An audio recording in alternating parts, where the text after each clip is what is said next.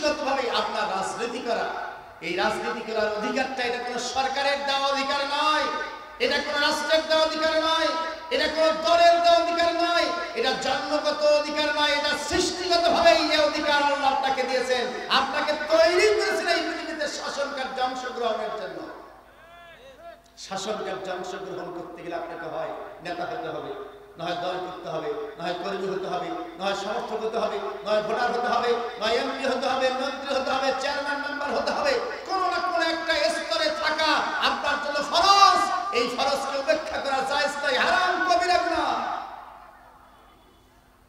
রাজনীতির কোন একটা স্তরে আপনাকে থাকতেই হবে, এটা আপনার জন্য ফরজ, এটা নফল না, এটা সৃষ্টির মূল উদ্দেশ্য। আপনাকে তখন আল্লাহ তাআলা বানাই নাই, তার আগেই আল্লাহ উদ্দেশ্য নির্ধারণ করলেন, ইন্নী জাইলুন ফিল আরদে খলিফা। খলিফা বানাতে চাই, মানুষ নয়, খলিফা।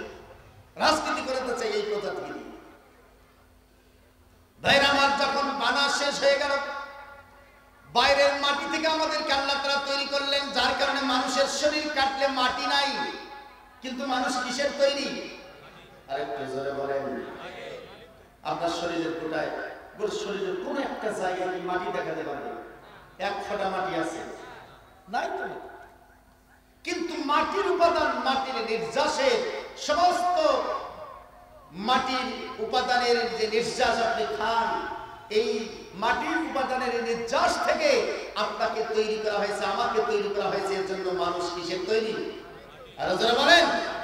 মানুষ যখন তৈরি হয়ে গেল, আল্লাহ তাআলা বললেন, বান্দা, ওই খেলাফতের কাজের জন্য যদি তুমি আল্লাহর খেলাফতের জন্য কাজ করতে চাও, আমা খালাকাতুল জিন্না ওয়াল ইনসা ইল্লা লিয়াবুদুন। আল্লাহ রাব্বুল আলামিন জানায় দিলেন, দুনিয়ার মানুষরা, ওই খেলাফতের জন্য তোমাকে দ্বিতীয় উদ্দেশ্য হলো, এই দুনিয়াতে সৃষ্টি হওয়ার পরে উদ্দেশ্য হলো ইবাদত করা। ওমা খালাকাতুল জিন্না ওয়াল ইনসা ইল্লা লিয়াবুদুন। আমি জিন এবং মানুষকে তৈরি করেছি, সৃষ্টি করেছি, এরপরে তাদেরকে আমি ইবাদত করার জন্য নির্দেশ দিয়েছি। সৃষ্টির পরের উদ্দেশ্য হলো ইবাদত, সৃষ্টির আগের উদ্দেশ্য হলো খেলাফত। এজন্য মানুষ দুইটি উদ্দেশ্যে তৈরি হয়েছে, একটা খেলাফত আর একটা হলো ইবাদত। একটা খেলাফত আর একটা কি ভাইজান? আরো ভালো করে বুঝেন। একটা খেলাফত আর একটা ইবাদত। এই দুইটি উদ্দেশ্যে আপনাকে তৈরি করা হয়েছে। ভালো করে মাথায় একটু বুঝে নেবেন ভাইজান। মানুষকে তৈরি করা হলো মাটির উপাদান থেকে। কি থেকে? আরো জোরে বলেন। হ্যাঁ, একটা প্রশ্ন করি ভাইজান, বলবো? আজকে আমরা মাটি থেকে তৈরি, আমাদের কাছে পর্দা করতে হয় না, হয়? এই মানুষ, নারীও মানুষ, পুরুষও মানুষ, নাকি? দুইটা প্রজাতি, নারী আর পুরুষ। নারীদেরকে পর্দা করতে হয়, পুরুষদেরকে পর্দা করতে হয় না। পুরুষদেরকে পর্দা করতে হয় না, নারীদেরকে পর্দা করতে হয়। ঘরের ভিতরে থাকতে হয়, বোরকা পরতে হয়। ভাইজান, একই সৃষ্টি তো আল্লাহ। তারা যদি আজকে, আমার বোনেরা যারা আছেন, বোনেরা যদি আজকে আন্দোলন করেন যে ভাই, আপনারাও এই পৃথিবীতে আল্লাহর সৃষ্টি, আমরা আল্লাহর সৃষ্টি, অতএব আমরা 6 মাস অন্তত বোরকা পরে পর্দা করি, বাড়ির ঘরের ভিতরে থাকি, আর বাকি 6 মাস আমরা বাইরে থাকি, আপনারা বোরকা পরে ঘরের ভিতরে থাকেন, তাহলে তো সমান সমান অধিকারটা হয়ে যায়। এই কথা যদি আমার বোন আন্দোলন করে, আন্দোলন করে আপনাদেরকে পর্দা করতে হবে না, নারীদেরকে পর্দা করে বের হতে হবে, এই ব্যাপারে আপনার কি যুক্তিটা আছে ভাইজান? এইটা একটা বলেন তো, আমার কি যুক্তিটা আছে? নারীরা আন্দোলন করছে 6 মাস আমরা ঘরের ভিতরে থাকবো, বোরকা পর্দা হবে, আপনারা বাইরে কাজ করবেন, আর বাকি 6 মাস আপনারা বাড়ির ভিতরে বোরকা পরে থাকবেন, আমরা বাইরে কাজ করবো। তাহলে তো সমান সমান হয়ে যাবে। আপনি বলবেন না, এটা করা যাবে না। কেন করা যাবে না? কি যৌক্তিকতা? আপনার পর্দা করা লাগবে না, বোরকা পরা লাগবে না, নারীর লাগবে কেন? এই প্রশ্নের জবাব আপনি দিতে পারবেন না। এই জবাব কে দিয়েছে? আরেকটু আসতে বলেন, আরেকটু জোরে বলেন। মায়ের আমার, এই আন্দোলন পর্যন্ত আপনাদের থাকলে এই প্রশ্নের জবাব আপনাদেরকে দেওয়া হবে ইনশাআল্লাহ। নীরবতার সাথে আজকের এই আলোচনা শুনতে হবে। তাফসীর মাহফিল শুনতে এসে কোনো বোন যদি পারস্পরিক গল্প করেন, কথা বলেন, বুঝতে হবে যে এই মহিলার মুখটা বাড়িতে চুপ থাকে না, শুধু ঝগড়া করে বেড়ায়। এরকম সবই মহিলা আছে না? মুখ চুলকা শুধু কথা বলার জন্য। আমি বিশ্বাস করি এই জগদার এলাকার মা বোনেরা অত্যন্ত ভদ্র, অত্যন্ত শালীন, নীরবতার সাথে আজকে এই আলোচনা শুনবেন। বোনেরা দেখেন তো কেউ কথা বলে নাকি? যদি কথা বলে তাহলে বুঝবেন যে হুজুরের কথা ঠিক না, বাড়ির খেয়াল খোঁজ নিয়ে দেখবেন যে আসলে এই মহিলা কেমন, ঠিক না ভাইরা আমার? ভালো করে বুঝে নেন, আল্লাহ তাআলা এই আয়াতটা যদি আপনি বলেন, ওয়া ইয ক্বালা রাব্বুকা লিল মালাইকাতি ইন্নী জাইলুন ফিল আরদি খলিফা। খেলাফতের এই কাজটা ফিল আরদি মানে হচ্ছে শুধু পৃথিবীর জন্য প্রযোজ্য। এই খেলাফতটা কবরের জগতে লাগবে না, খেলাফত কিয়ামতের মধ্যে লাগবে না, জান্নাত জাহান্নামের ভিতরে কোনো খেলাফত লাগবে না, মায়ের গর্ভে কোনো খেলাফত নাই, রূহের জগতের ভিতরে কোনো খেলাফত নাই। খেলাফতটা আল্লাহ তাআলা নির্দিষ্ট করেছেন ফিল আরদি মানে এই পৃথিবীর জন্য। পৃথিবী ছাড়া অন্য কোথাও আর খেলাফতের প্রয়োজন হবে না। ভাইরা আমার ভালো করে শুনে নেন, আল্লাহ তাআলা এই পৃথিবীতে মানুষ তৈরি করলেন খেলাফতের উদ্দেশ্যে। এই খেলাফত আর দ্বিতীয় হলো ইবাদত। প্রথম হচ্ছে খেলাফত, দ্বিতীয় কি? আরো জোরে বলেন। এই খেলাফত শুধুমাত্র মানুষের জন্য প্রযোজ্য। গাছপালায় কোনো খেলাফত নাই, প্রাণী জগতের ভিতরে কোনো খেলাফত নাই, পশু পাখির ভিতরে খেলাফত নাই ভাইজান, এমনকি ফেরেশতাদের ভিতরেও কোনো খেলাফত নাই। ইউসাব্বিহুনাল লাইলা ওয়ান নাহারা লা ইফতারুন। আল্লাহ তাআলা বলেন তারা শুধুমাত্র তাসবিহে ব্যস্ত, এদের কোনো খেলাফত নাই। খেলাফতটা শুধুমাত্র মানুষের জন্য, পৃথিবীতে নির্দিষ্ট। এই পৃথিবীর বাইরে আর কোথাও খেলাফত আল্লাহ লাগবে না। এমনকি আল্লাহ তাআলা বললেন, আফাগায়রা দীনিল্লাহি ইয়াবগুন ওয়া লাহু আসলামা মান ফিস সামাওয়াতি ওয়াল আরদি তাওআন ওয়া কারহান ওয়া ইলাইহি ইরজাউন।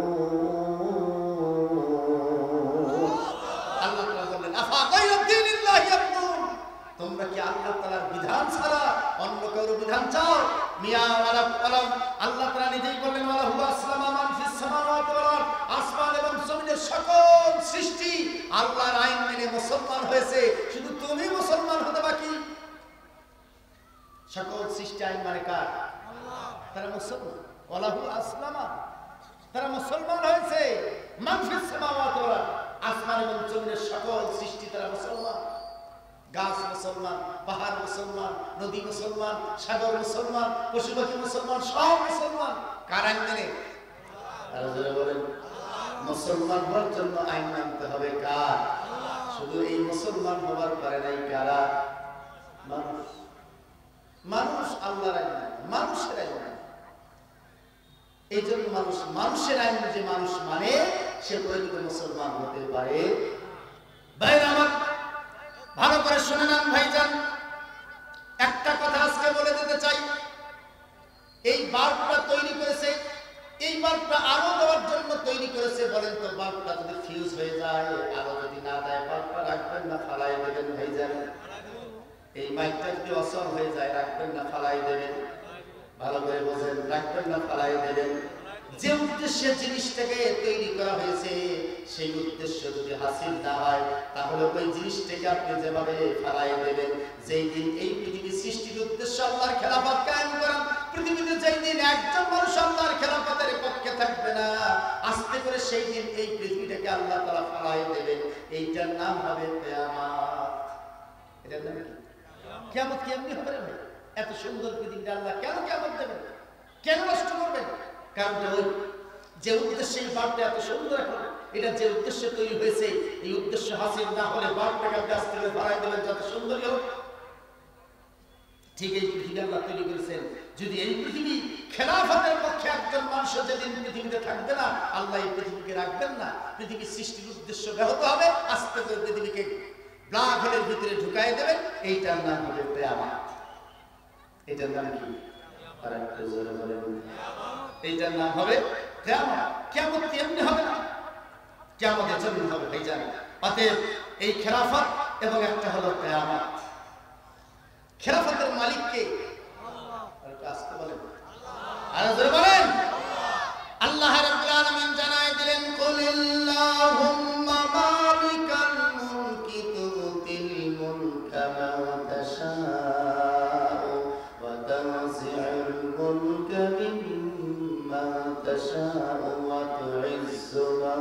تشاء وتذل من تشاء بيدك الخير আল্লাহ রাব্বুল আলামিন জানাই দিলেন দুনিয়ার মানুষেরা সকল সাম্রাজ্যের রাষ্ট্রের মালিক হচ্ছেন আল্লাহ তাআলা রাষ্ট্রীয় ক্ষমতার মালিক আল্লাহ যাকে ইচ্ছা আল্লাহ রাষ্ট্রীয় ক্ষমতা দেন আবার যাকে ইচ্ছা রাষ্ট্রীয় ক্ষমতা আল্লাহ তাআলা কেড়ে নেন খেলাফতের দায়িত্ব যাকে ইচ্ছা দেন যার কাছ থেকে ইচ্ছা এই খেলাফতের দায়িত্বটা কেড়ে নেন রাষ্ট্রীয় ক্ষমতা কেড়ে নেন ভাইজান এইটাই যদি আল্লাহ তাআলা এটার মালিক হয়ে থাকে আল্লাহ যদি খেলাফতের কামটা আল্লাহর হাতে থেকে থাকে তাহলে আল্লাহ তাআলা নমরুদকে কেন রাষ্ট্রীয় ক্ষমতা দিলেন হযরত ইব্রাহিমকে দিলে অসুবিধাটা কি ছিল ভাইজান আল্লাহ তাআলা হযরত মুসাকে খেলাফতের কাজ খেলাফতের দায়িত্ব না দিয়ে ফেরাউনকে কেন দিলেন ভাইজান আবু জেহেলকে আল্লাহ তাআলা রাষ্ট্রীয় ক্ষমতা কেন দিলেন আল্লাহ রাসূলকে দিলে আল্লাহর কি সমস্যাটা হইতো ঠিক না রাষ্ট্রীয় ক্ষমতার মালিক কে তা আল্লাহ যদি মালিক তা আল্লাহ ওই নমরুদকে দিলেন ফেরাউনকে দিলেন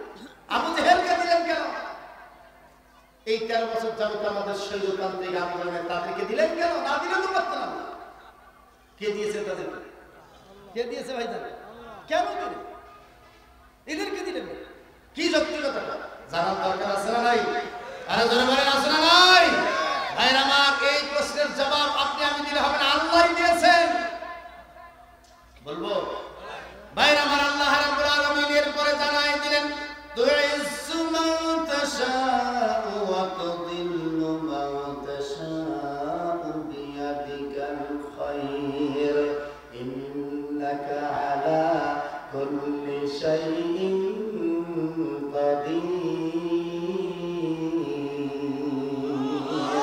আল্লাহ রাব্বুল আলামিন জানাই দিলেন তুইজ্জু মান তাশাউ আল্লাহ তাআলা এই পৃথিবীতে কাউকে কাউকে রাষ্ট্রীয় ক্ষমতা দিয়ে পৃথিবীতে বেইজ্জত করে ঘৃণিত ইতিহাস সৃষ্টি করতে চান যেন মানুষ আখের দিন আল্লাহর খেলাফতের বাইরে মানুষের খেলাফত না মানে ভাইরা আমার যার কারণে নমরুদকে আল্লাহ তাআলা রাষ্ট্রীয় ক্ষমতা দিয়েছিলেন আর সেই নমরুদকে মশার কামড়ে ল্যাংড়া মশার কামড়ে পৃথিবী থেকে বিদায় দিয়ে ইতিহাস তৈরি করেছেন ঘৃণিত ইতিহাস তৈরি করেছেন ফেরাউনকে আল্লাহ তাআলা রাষ্ট্রীয় ক্ষমতা দিয়ে এই পৃথিবী থেকে পানিতে চুবাই চুবাই মেরে গোটা পৃথিবীতে ইতিহাস সৃষ্টি করেছেন ভাইরা আমার আবু জেহেলের মতো মানুষকে আল্লাহ তাআলা রাষ্ট্রীয় ক্ষমতা দিয়ে বদরের প্রান্তরে মাত্র 2 জন ছেলের হাতে পরাজিত করে গোটা পৃথিবীতে ইতিহাস সৃষ্টি করেছে জর্জ ডব্লিউ বুশ আমেরিকার প্রেসিডেন্ট তৈরি করেছেন আল্লাহ তাকে গোটা পৃথিবীতে পরিচিতি করে দিয়ে যে জর্জ ডব্লিউ বুশ মুসলমানদের উপরে নির্যাতন নিষ্পেষণ করার কারণে জাইদি নামক একজন যুবকের জুতার ঢিল খেয়ে পৃথিবী থেকে নির্দলীয় ইতিহাস সৃষ্টি করে ক্ষমতা থেকে বিদায় নিয়েছেন ভাইরা আমার এইভাবে যারা এই পৃথিবীতে মুসলমানদের উপরে জুলুম নির্যাতন করেন আল্লাহ তাআলা তাদের ঘৃণার ইতিহাস তৈরি করার জন্য রাষ্ট্রীয় ক্ষমতা বসায় তাদেরকে গোটা পৃথিবীতে পরিচিত করে তাদেরকে উৎখাত করে ইতিহাস তৈরি করতে চান বিগত 16টি বছর যাবত 17টি বছর যাবত আলেমরা আমাদের উপরে নির্যাতন নিষ্পেষণ মানুষের উপরে গায়েবে মামলা হামলা শরম জুলুম নির্যাতন নিষ্পেষণ করে গোটা জাতির উপরে যারা জেগে বসেছিল একমাত্র 5ই আন্দোলনে 5ই আগস্টের একটা তীব্র আন্দোলনে সর্বশেষ থেকে দুপুরের খাওয়া ছেড়ে বাড়ির পেছন দরজা দিয়ে পালায়ে ভারতের দিল্লি গিয়ে থাকতে হয়েছে ঠিক কিনা বলেন আল্লামা সাইদি ছিল এই মৌলবাদী যাদেরকে বলেন এই মৌলবাদীরা একবার যদি গাছের গোড়ায় নাড়া দেয় মামু বাড়ি দিল্লি গিয়ে বলা লাগে করছে কিনা আল্লাহ তাদেরকে ক্ষমতা দিয়েছিলেন কিন্তু বেইজ্জত করেছে তাদেরকে পালাতে দিতে পারে না আমরা তো শুধুমাত্র চেয়েছিলাম যে তারা ক্ষমতার থেকে নামুক আল্লাহ বলেন বান্দা এটা একটা কথা হলো যতগুলি মজলুমের চোখের পানি পড়েছে আয়না ঘরের ভিতরে জেলখানার ভিতরে কারাগারের ভিতরে ফাঁসির মঞ্চে ঝুলাতে গিয়ে বাড়িঘর ছাড়ায় বাইরে যে অবস্থান করার কারণে রাতের অন্ধকারে যাদের চোখের পানি পড়েছে এই চোখের পানির পাওয়ারগুলি এত বেশি হয়েছিল আল্লাহ বলেছে শুধুমাত্র পতন নয় বরং তোমরা শুধুমাত্র পতন চেয়েছো আমি পতনই শুধু নয় দেশ থেকে পর্যন্ত তারাই দিয়েছি সেই আল্লাহ এখনো আছে না দেশ থেকে তারাই দিয়েছে এটা আমরা কেউ করিনি করেছেন কে রাষ্ট্রীয় ক্ষমতা দিয়ে আল্লাহ তাআলা কাউকে বেইজ্জত করেন ইতিহাস তৈরি করেন আবার কাউকে রাষ্ট্রীয় ক্ষমতা দেন না কিন্তু সম্মান দেন আল্লামা সাইদি রাষ্ট্রীয় ক্ষমতা ছিল না কিন্তু সম্মান ছিল আকাশ শুনতে ঠিক কিনা বলেন আর যারা বলেন ঠিক কিনা ভাইরা আমার খেলাফতটা 2 ধরনের একটা হলো আল্লাহর খেলাফত আর একটা হলো মানুষের খেলাফত আল্লাহর খেলাফতকে বলা হয় খলিফাতুল্লাহ, আর মানুষের খেলাফতকে বলা হয় খলিফাতুশ শাইতান। কয়টা হয়েছে তাইলে ভাইজান? আরো জোরে বলেন কয়টা? এই খেলাফতের মূল তিনটি জিনিস কয়টা? ভালো করে শুনে নেবেন। ওয়াজ শুধুমাত্র এই হুরাঙ্গামার জন্য বোঝার জন্য ভাইজান, তিনটি জিনিস মানার নাম খেলাফত। কয়টা? আরো জোরে বলেন। এক নম্বর হলো মান রব্বুকা, দুই নম্বর ওমা দীনুকা, তিন নম্বর হচ্ছে ওমান নাবিয়ুকা। কয়টা জিনিস? এই তিনটা প্রশ্ন কোনটা করবে ভাইজান? নাকি দুনিয়াতে? কোথায়? আরো জোরে বলেন। বলবেন যে হুজুর কবরে তিনটা প্রশ্ন করবে, সেইটার সঙ্গে আবার এই রাজনীতির কি সম্পর্ক? কবরের সঙ্গে রাজনীতির সম্পর্ক, খেলাফতের সম্পর্ক। এই তিনটে জিনিস মানার নাম হলো খেলাফত। সেটা আপনি মানুষের মানতে পারেন, আল্লাহর মানতে পারেন। আল্লাহর মানলে আল্লাহর কাছে জান্নাত পাবে, মানুষেরটা মানলে মানুষের কাছে জান্নাতটা আপনাকে নিতে হবে, আল্লাহ জান্নাত দেবে। ভাইজান, আমরা কবর জগতে নাজাত পাওয়ার জন্য নামাজ পড়ি, রোজা রাখি, হজ করতেছি, যাকাত দিচ্ছি, কালেমা পড়ি, তাসবিহ তাহলিল, এগুলো তো নাজাতের জন্য। কিন্তু কবর জগতে আজ পর্যন্ত কোনো আলেম ওলামার কাছে শুনেছেন যে কবরে তিনটি প্রশ্ন করা হবে, মুনকার নাকির প্রশ্ন করবেন?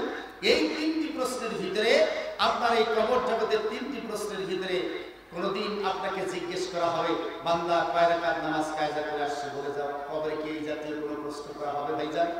আজ পর্যন্ত কারোর কাছে শুনছেন এই জাতীয় কোনো প্রশ্ন কবর জগতে করা হবে? নামাজ পড়ছেন কিনা, রোজা রাখছেন কিনা, হজ করছেন কিনা, যাকাত দিয়েছেন কিনা, কোরআন পড়ছেন কিনা, সুদ খেয়েছেন কেন, ঘুষ খেয়েছেন কেন, জুলুম কেন করছেন, এই জাতীয় কোনো প্রশ্ন কবরে করা হবে? প্রশ্ন করা হবে কয়টা? আরো জোরে বলেন। আচ্ছা ভাইজান, চারটা প্রশ্ন করলে কি অসুবিধা হলে আল্লাহ? অথবা দুইটা করলে সমস্যা কি? প্রশ্ন করবে কয়টা? আচ্ছা, আল্লাহর প্রশ্ন না করলে হইতো না? আমাকে এই সহজ কথাটা বোঝান তো ভাইজান। এইখানে আমরা যারা যে আমলটা করছি, এই আমলটা সম্পর্কে আল্লাহ জানেন কিনা? আরো জোরে বলেন, জানেন কিনা? তা আল্লাহ যদি জানেন, তার প্রশ্নের দরকার। আল্লাহ লিখে দিত অমুক অমুক জান্নাতি, অমুক অমুক জাহান্নামী, অমুক অমুক জান্নাতি, অমুক অমুক জাহান্নামী, তাহলেই না হয়ে যাবে। কি দরকার আছে? কি দরকার এই প্রশ্ন করার? কি প্রশ্ন আছে না?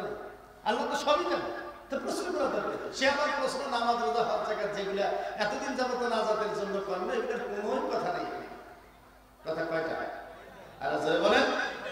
আল্লাহ রাসূল জানায় দিলেন, ওয়ানিল বারা ইবনে আযিব রাদিয়াল্লাহু তাআলা আনহু আন রাসূলিল্লাহ সাল্লাল্লাহু আলাইহি ওয়াসাল্লাম قال يأتيه ملكان فيجلسانه فيقولان له ما دينك من ربك فيقول ربي الله فيقولان له ما دينك فيقول دين الإسلام فيقولان ما هذا الرسول الذي بعث فيكم فيقولان له وما يدريك قال فيقول هو رسول الله صلى الله عليه وسلم فيقولان له وما يدريك فيقول قرأت كتاب الله وآمنت به وصدقت ذلك قول يبين الله الذين آمنوا بالقول الثابت. প্রথম হাদিস, এই হাদিসটার ব্যাপারে প্রশ্ন হলো, আল্লাহ তাআলা প্রথম প্রশ্ন কবরে করবেন, নাম্বার বুকা, তোমার আইনদাতা কে ছিল? কি দাতা? আর জোরে বলেন। খেলাফতের প্রশ্নের প্রথমটাই হলো আইনদাতা মানবেন আপনি কাকে? হয় আল্লাহকে মানতে পারেন, অথবা মানুষকে মানতে পারেন, নেতাকে মানতে পারেন, দলকে মানতে পারেন। আইনদাতাকে নাকি মানুষ? আইনদাতা আল্লাহ না নেতা? আইনদাতা আল্লাহ না দল? কি ভাইজান, আপনার কি? আমাদের আইনদাতা কে? এটা কি তাফসীর মাহফিলে না বাইরে? বাইরে মনে তো হয় না ভাইজান। আইনদাতা কে? আরো জোরে বলেন, কে? আল্লাহ। রব হচ্ছেন আল্লাহ। আজকে আমরা ইসলামী আন্দোলন যারা করি, আমাদের ইসলামী আন্দোলন কেন করি? এই কবরের তিনটি প্রশ্ন জবাব দেওয়ার জন্য। আমাদের প্রথম প্রশ্নটা হচ্ছে, আমরা আল্লাহর আইন চাই।